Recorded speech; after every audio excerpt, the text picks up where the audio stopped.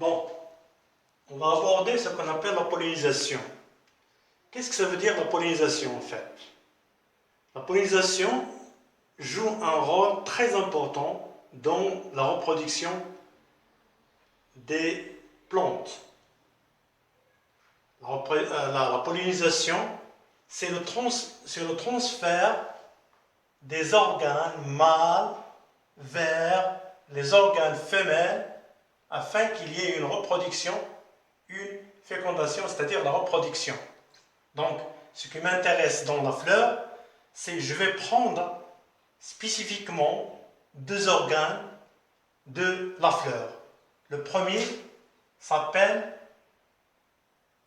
étamine, une étamine. C'est un organe mâle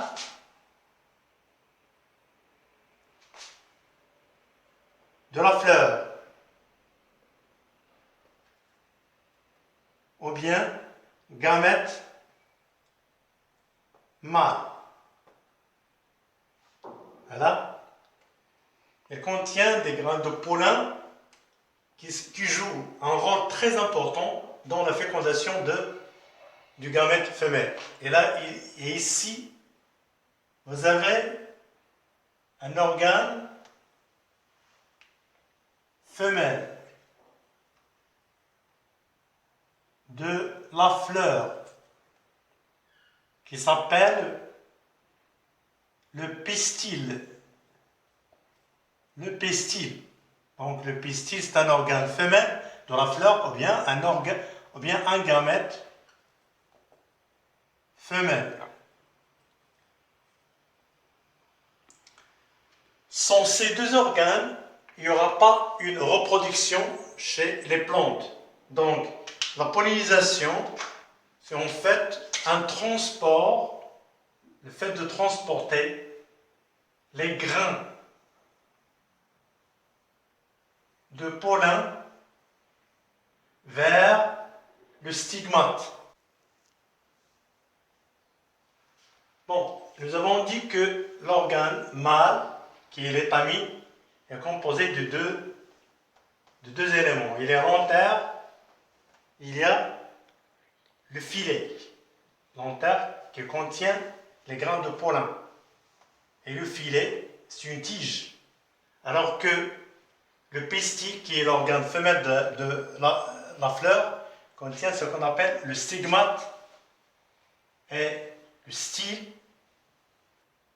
et puis l'ovaire. La pollinisation joue un rôle très important dans la fécondation. Donc, le pistil, une fois avant d'être fécondé, il faut qu'il y ait une pollinisation, c'est-à-dire il faut lui transporter les grains de pollen jusqu'au stigmate pour entrer dans le tube que vous voyez pour arriver à l'ovaire, là où il y a des ovules pour être fécondés.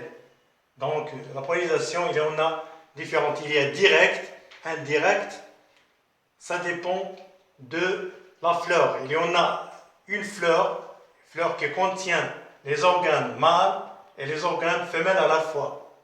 Et là, on a des fleurs qui contiennent, c'est-à-dire, la première s'appelle la fleur bisexuelle, c'est-à-dire qui possède deux sexes, mâle et femelle, et l'autre qui n'a qu'un seul sexe, par exemple, le pistil.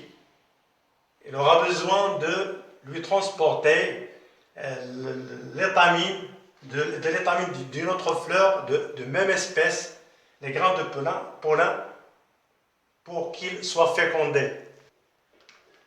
Donc, pour récapituler, la pollinisation, c'est un facteur. C'est un facteur, et ce facteur, il a besoin de quelque chose. Cette chose, c'est l'œuvre, c'est-à-dire celui qui fait le transport des grains de pollen jusqu'au pistil.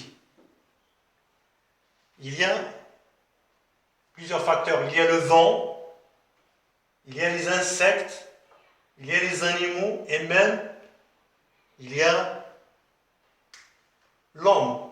l'homme aussi peut intervenir dans la fécondation de certaines pistils par les grains de pollen. Donc, mais ce que vous devez connaître, c'est qu'il y a plusieurs facteurs qui interviennent dans la pollinisation des plantes, à savoir les insectes. Les insectes tels que l'abeille et le vent.